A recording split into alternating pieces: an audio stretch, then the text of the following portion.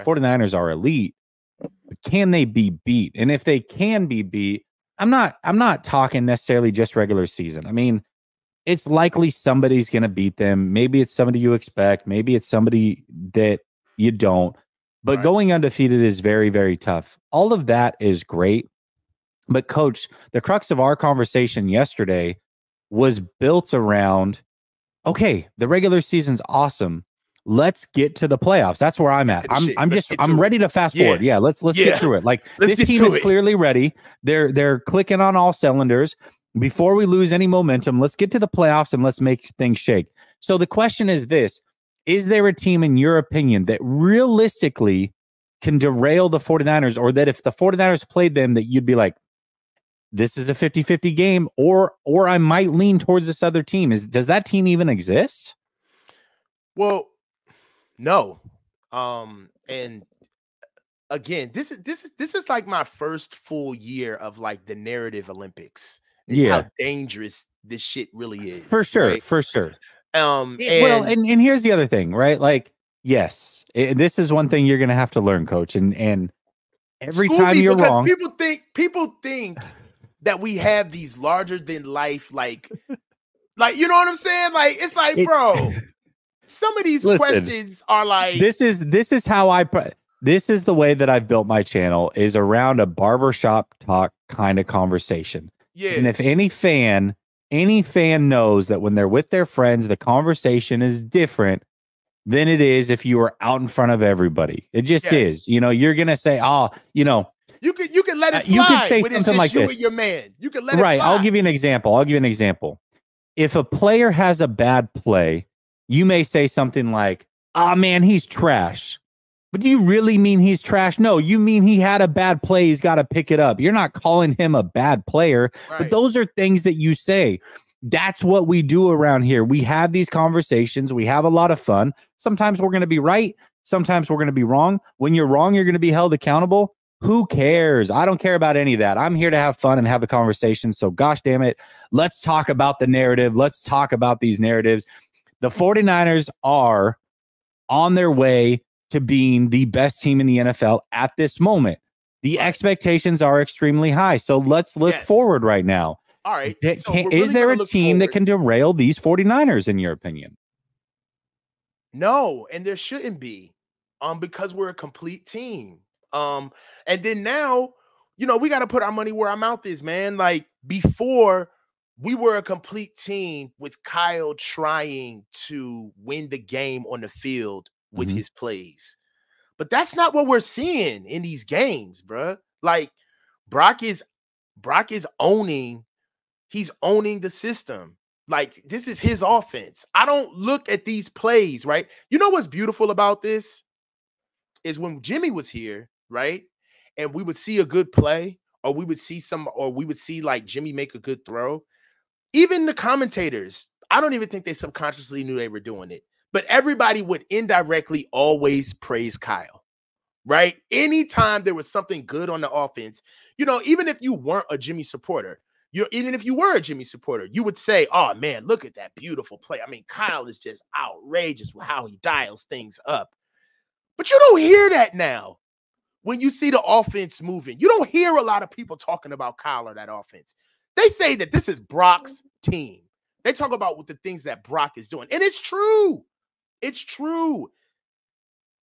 The best quarterbacks in this scheme would have to be Matt Schaub, Matt Ryan, okay, Jimmy Garoppolo, okay, and maybe RG3 when he had his rookie year, maybe RG3.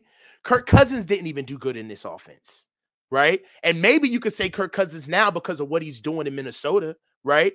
But he just got here. You know what I'm saying? And the success that he's having now on this offense, you just didn't see it from the quarterback position. You didn't, right?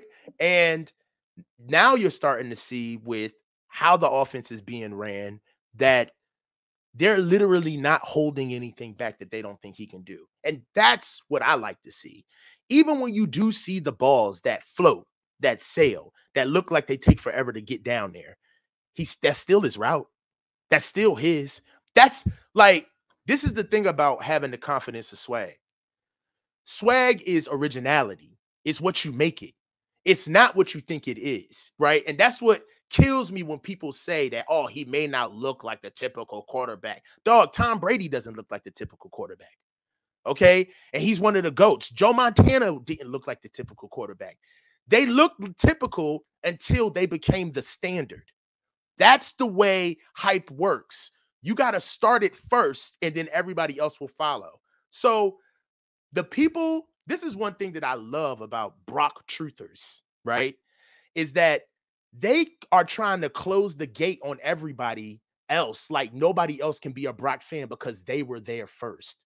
Bro, it's week 5 of his second year, and he didn't even finish his first year off of an injury.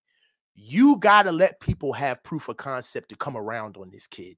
And what you're seeing from him is proof of concept. Now, if there's anybody out here petty fogging what they saw Sunday night, then you're full of shit. But what, you know what I mean? Like, that's just the truth, right? You can't sit back and look at his game against the Cardinals, or his game against all of his games, the last games he's had this season, and start picking them apart. But what you can say is that the proof of concept of what this offense has done, he's already one of the best quarterbacks to ever operate this offense. That much you can say. And that's way better when you do your homework and look at real facts than some stupid narratives about where he ranks, right? You can actually look at the real proof and say, look, man, if you just look at the numbers, at the clip he's moving, this is one of the best quarterbacks that Kyle Shanahan's ever had. Full stop. And that alone is enough to make him your guy, because that's what he's been searching for, right? Even when Jimmy was here, the reason why we clung to Trey is because of the number one narrative is not, we need to get our defense together. Oh my God, as soon as we get Christian McCaffrey, everything will change. No, the original narrative was, as soon as Kyle Shanahan finds his quarterback, it's over for the rest of the league. Is that not what the narrative was? Yeah. Is that not what the true bedrock 100%. Narrative was? Yes. So us wanting to keep Trey wasn't necessarily us looking at the trusted background that Kyle has had with quarterbacks. It's been shitty. We didn't trust him.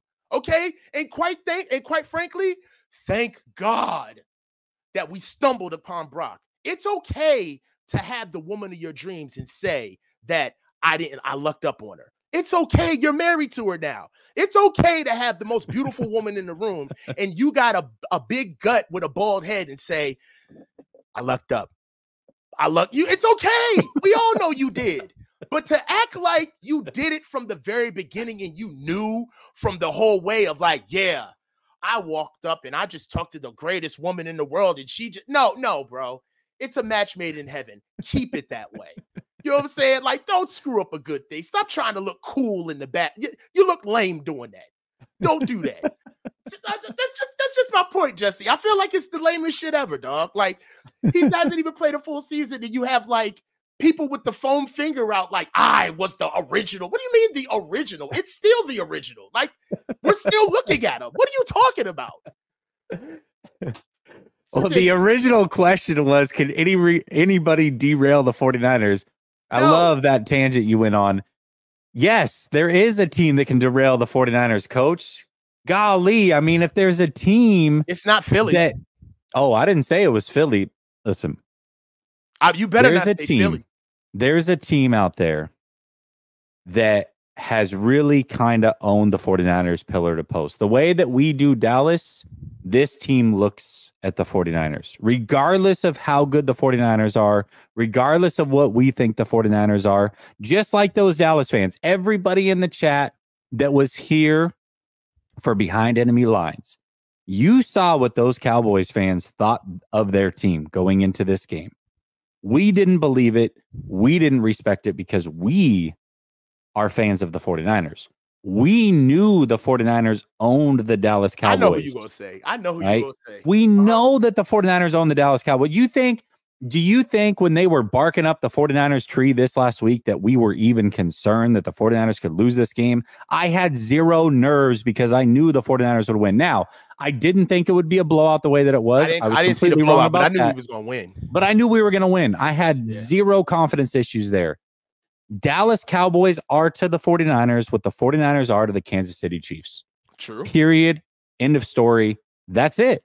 And until the 49ers get over that hump of the Kansas City Chiefs, that's the way it's going to be. Now, luckily for the 49ers, a couple things.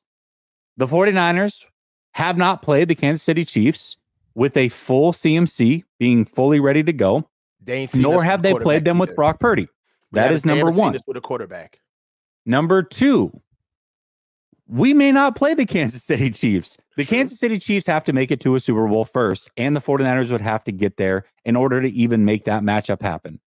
So those are the things that are going in the 49ers' favor. But if it is the 49ers and it is the Chiefs, especially if the Chiefs make something happen at the trade deadline, I would be shocked if they didn't go get a receiver. Maybe they will, maybe they won't. But if they add at the trade deadline, that is the one team. That is the singular team that I look at and say, they have to prove they can beat the Kansas City Chiefs before they earn the respect of the Kansas City Chiefs. Because as of now, and you heard the way that those Chiefs players, not just the fans, the players talked in the postgame about the 49ers, they do not respect the 49ers like that. Not whatsoever. They know that when they play the 49ers, they own things. They run that game. So until the 49ers beat them and prove it and earn that respect, they're not going to have the respect of the Kansas City Chiefs the way that they should. So it's just the way it is right now.